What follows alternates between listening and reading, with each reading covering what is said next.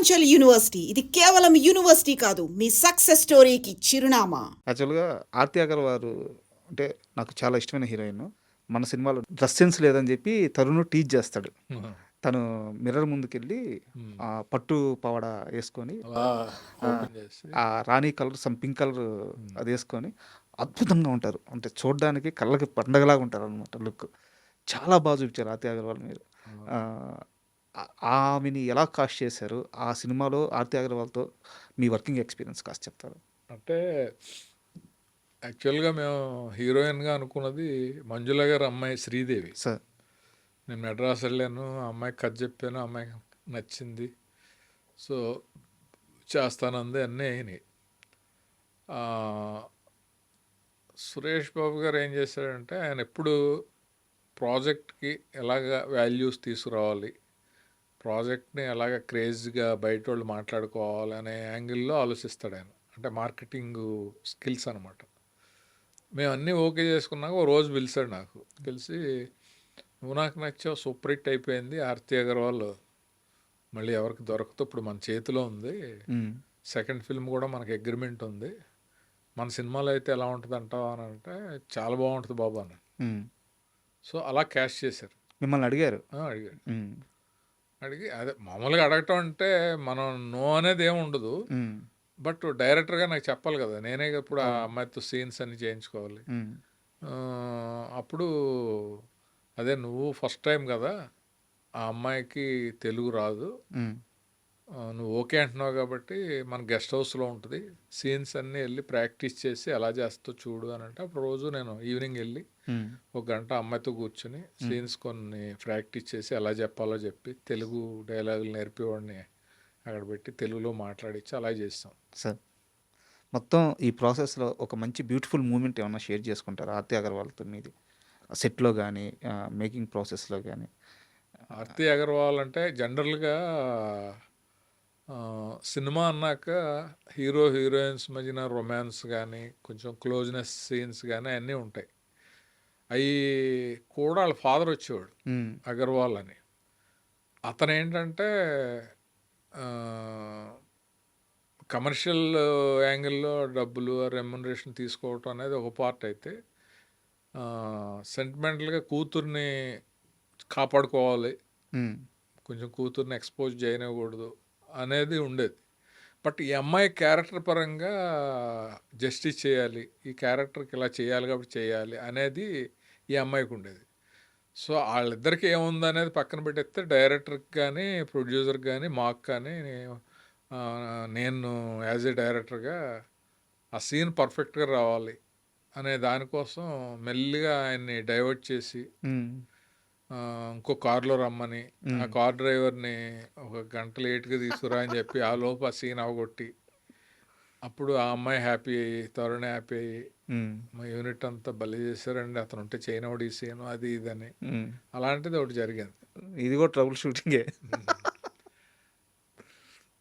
తర్వాత ఎందుకో వాళ్ళిద్దరి మధ్యన చిన్న క్లాష్ వచ్చింది. క్లాష్ వచ్చి వాళ్ళు మాట్లాడుకోవట్లేదు. అప్పుడు కరెక్ట్గా మేము అవుట్డోర్ షూటింగ్ రాజమండ్రి వెళ్తున్నాం. నిండు గోదావరి కదా సాంగ్, ఆ సాంగ్ చాలా ఇష్టపడి రాయించుకుని చేయించుకున్న సాంగ్. దాంట్లో వీళ్ళిద్దరు ఎక్స్ప్రెషన్స్ బాగుండాలి, వీళ్ళిద్దరు ఫుల్ ఒకరినొకళ్ళు అర్థం చేసుకొని ఇన్వాల్వ్ అయ్యి పర్ఫామ్ చేయాలనేది నా ఫీలింగ్. అలా ప్రేమ కూడా ఆ సీన్ ముందే పండి ఉంటుంది అని అందుకుని మేము లక్కీగా ముగ్గురం కలిసి ఒకే ట్రైన్లో వెళ్ళాం రాజమండ్రి.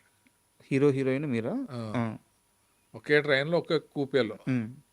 సో వాళ్ళిద్దరిని రిక్వెస్ట్ చేసి మళ్ళీ వాళ్ళకి మాట్లాడుకునేలా చేసి రాజమండ్రి వెళ్ళేటప్పుడు మళ్ళీ వాళ్ళు క్లోజ్ అయిపోయారు. ఆ సాంగ్ స్క్రీన్ మీద అద్భుతంగా వచ్చింది. కులశేఖర్ గారు అనుకుంటాను అది రాసి. కులశేఖర్ రాసి. అవును. అండ్ ఆర్పి పట్నాయక్ గారి పాటలు కూడా చాలా ప్లస్ అయింది సినిమాకి. బాగా ఆ సినిమాకి అన్నీ కుదిరినాయి. కథ, music, photography, art direction, publicity డిజైన్స్తో సుద్దా అన్నీ కుదిరినాయి. Producer promotion. మీరు కూడా ఒక పాట రాసినట్టున్నారు. తర్వాత రాశారా సార్ ఏ పాటలున్నా? అంటే నేను ఇంకా ఆఫీసులకి వెళ్ళి నేను పాటలు రాస్తాను అనే ప్రొఫెషనల్లో టైప్ కాదు, కానీ ఇన్హెరెంట్ నాలో ఏదో ఉంది. అది కథ రాస్తే కథ మీద ఉంటుంది, డైలాగ్స్ అప్పుడు డైలాగ్స్లో కూడా నేను ఆలోచిస్తాను. అలాగా ఒక హీరో హీరోయిన్కి మధ్యలో ఆ అమ్మాయి ఫీలింగ్స్ మీద ఇలా ఉంటే బాగుంటుంది అని రైటర్కి చెప్పడానికి ఒక ఫైల్ తయారు చేసుకున్నాను. ప్రతి సాంగ్లో ఇది మ్యాటరు, ఈ మ్యాటర్ రావాలని. అది ఆర్పి పట్నాయక్ నచ్చి వెంటనే ట్యూన్ చేశాడు.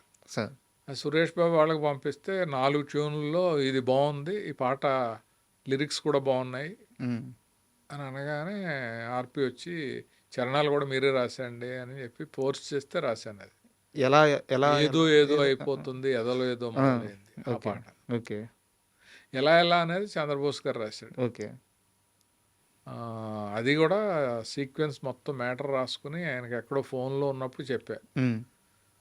పొల్లాచిలోనే ఎక్కడో ఉన్నాడు, ఇలాగ పాట రాయాలి బోస్ గారు అంటే, సిచ్యువేషన్ ఏంటి కాశీ గారు, నేను మళ్ళీ అక్కడికి వచ్చే లోపు ఆలోచించుకుంటాను అని అంటే, ఏం లేదు, ఇప్పుడు మన మనసులో ఉన్నది వెళ్ళి చెప్పాలని ట్రై చేస్తాము, ఇప్పుడు చెప్పలేక నీళ్ళు నవ్వులుతూ కాళ్ళతోటి ఇలా అనుకుంటూ మళ్ళీ వెనక్కి వచ్చేస్తాము.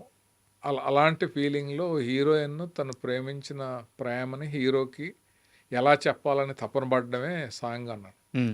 వచ్చేసింది, అద్భుతంగా ఉన్న సిచ్యువేషను, మీరు వచ్చేటప్పుడు చూడండి, అదర్ కూడా వేస్తాను అది ఇది అని చెప్పి ఎలా తెలుపున అనే పాట అదిరిపోయింది సాంగ్.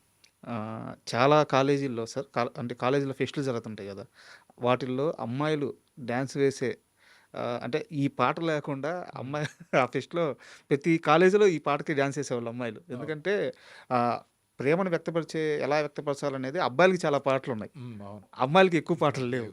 సో చాలామంది లేడీస్ ఈ సాంగ్ని ఓన్ చేసుకున్నారు. అవును.